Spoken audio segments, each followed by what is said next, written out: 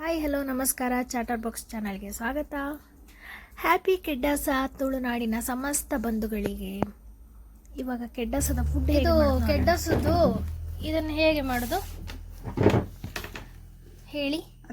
ಎಂತ ಅಕ್ಕಿ ಹೊರಿಯುವುದಾ? ಕುಚ್ಚಲಕ್ಕಿ ಹೊರಿಯುವುದು, ಮತ್ತೆ 1 ನಿಮಿಷ ಅಲ್ಲಿ ಹೇಳಬೇಕು. ಬೇರೆ ಹಾಕೋದು ಅದಕ್ಕೆ ಒಟ್ಟಿಗೆ ಹೊರದು ಮತ್ತೆ ಬೀಸಿ ಆದ ಮೇಲೆ ಬೀಸುದು. ನೀವು ಹಳೆ ಕಾಲದ ಅಕ್ಕಿ ಇದು ರಾಗಿ ಹಿಟ್ಟು ಅದ್ರಲ್ಲಿ ಹೇಳ್ತಿದ್ರ ಬೀಸುದು ಅಂತ, ಅವಾಗೆಲ್ಲ ಹಾಗೆ ಮಾಡ್ತಿದ್ರಾ? ಕಡ್ಕಲ್ಲಿ ಬೀಸುದು. ಕಡ್ಕಲ್ಲಿ ಆಗ್ತದೆ. ಎರಡನೇ ನಾವು ಕಡ್ಕಲ್ಲಿ ಮಾಡುದು. ಎರಡನೇ ಫಸ್ಟ್ಗೆ ರಾಗಿಗಳಲ್ಲಿ ಮನೆಯಲ್ಲಿ ಮಾಡ್ತಿದ್ವಿ. ಬೀಸಿ ಇದು ಮಾಡಿ ಮತ್ತೆ ಬೆಲ್ಲಕಾಯಿ ಹಾಲು, ಬೆಲ್ಲಕಾಯಿ, ಬಾಳೆಹಣ್ಣು ಎಲ್ಲ ಹಾಕಿ. ಇದಕ್ಕೆ ಬಾಳೆಹಣ್ಣು ಹಾಕ್ಲಿಕ್ಕಿಲ್ಲಲ್ಲ, ತಿನ್ನುವಾಗ ಮಿಕ್ಸ್ ಮಾಡೋದಲ್ಲ.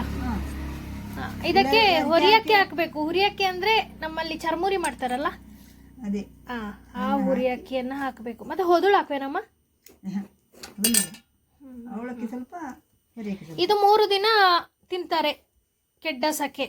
First day, second day, third day.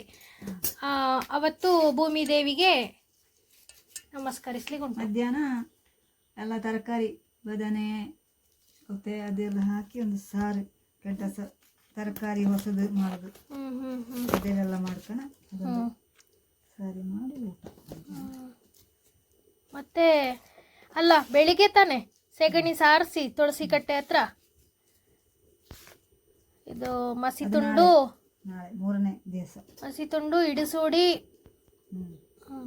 ಪೊರಕೆ, ಕುಂಕುಮ, ಅರಶಿನ, ಎಣ್ಣೆ ಇಸೋಕು, ಸೋಪು ಇಸೋಕು, ಮತ್ತೆ ಮತ್ತೆ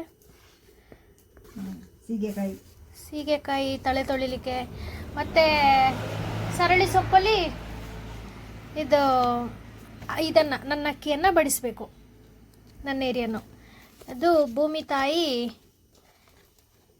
ಏನದು ಸ್ನಾನ ಮಾಡುವ ದಿನ ಅಂತ. ಅಂದರೆ ಭೂಮಿ ತಾಯಿ ಎಂತ ಹೇಳೋದು, ಮೈಕೆ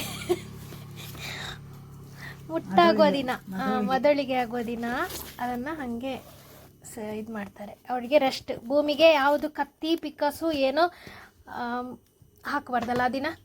ಭೂಮಿಗೆ 3 ದಿನ ಕತ್ತಿ ಕೊಟ್ಟು ಹಾರೆ ಪಿಕಾಸು ಯಾವುದು ಹಾಕಬಾರ್ದು ಅಂತ ನಂಬಿಕೆ. ಸೊ ಇವತ್ತು ನಾವು ಇದನ್ನು ತಿನ್ನುವ. ತುಂಬ ಟೇಸ್ಟಿಯಾಗಿರುತ್ತೆ. ಇದು ತಿಂದರೆ ದೇಹಕ್ಕೆ ಉಷ್ಣಾಂಶ ಅಲ್ಲಮ್ಮ, ಇದು ಆರೋಗ್ಯ ಬೆನಿಫಿಟ್ ಕೂಡ ಇದೆ ಅಂತೆ. ಮೈಕೈ ನೋವುಗಳೆಲ್ಲ ಕಡಿಮೆ ಆಗ್ತದಂತೆ. ಹಾಗೆ ಎಲ್ಲರಿಗೂ ಹ್ಯಾಪಿ ಕೆಡ್ಡಾಸ.